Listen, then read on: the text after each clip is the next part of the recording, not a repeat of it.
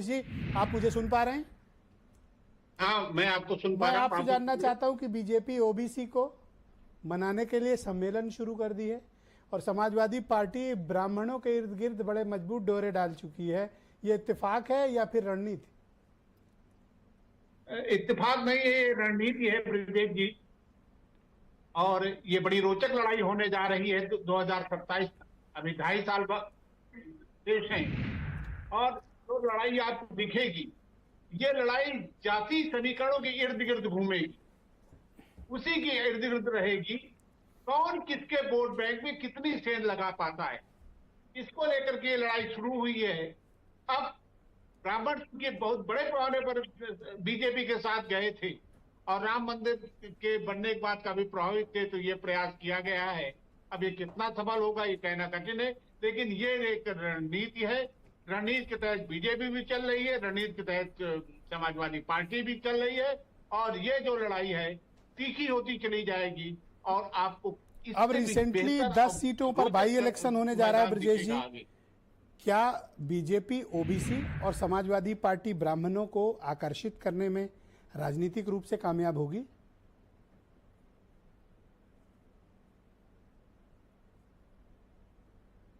ब्रजेश जी सुन पा रहे हैं? आज कुछ कनेक्टिविटी की प्रॉब्लम चल रही है, हम ठीक कराएंगे। प्रियंका जी मेरे साथ मौजूद हैं। ये क्या बाई इलेक्शन के चक्कर में हो रहा है? ब्रजेश जी सुन रहे हैं मुझे? देखिए, मुझे लगता है हाँ, सुन रहा हूं। या प्लीज कंटिन्यू।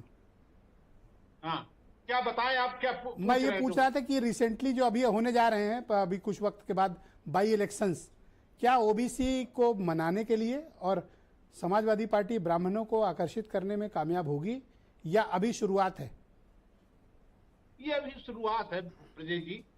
अभी क्योंकि बीजेपी को भी झटका लगा है और समाजवादी पार्टी एक नया प्रयोग करने जा रही थी, जिससे काफी पहले से जो पीडीए जो बनाया गया था उसमें इनका स्थान नहीं था, तो अब उन्होंने नया स्थान खोजा है, नई जगह दी है। तो अभी इसका बहुत ज्यादा असर नहीं होगा, लेकिन असर अब धीरे धीरे होगा। अभी आगे पता चलेगा कि ये जो वोटें चली जा रही हैं, ये जो रणनीति चली जा रही है, क्या बैकवर्ड जो था, जो रूट गया था बीजेपी से, क्या उसके पाले में जाएगा? क्या ब्राह्मण बीजेपी को छोड़ करके समाजवादी पार्टी की तरफ जाएगा? ये प्रयोग मुलायम सिंह करते थे।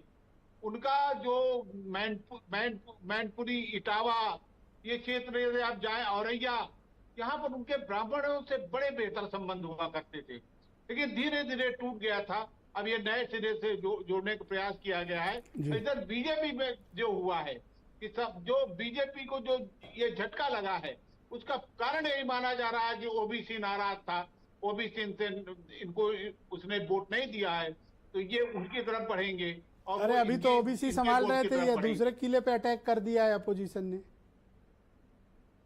किसने अटैक किया जी? भाई अपोजिशन ने अभी बीजेपी के ओबीसी किले में सेंध लगा के वहां कब्जा कर लिया। अब ये ब्राह्मण वाले किले पर अटैक कर दिए हैं। वो ओबीसी बचाएं कि ब्राह्मण बचाएं?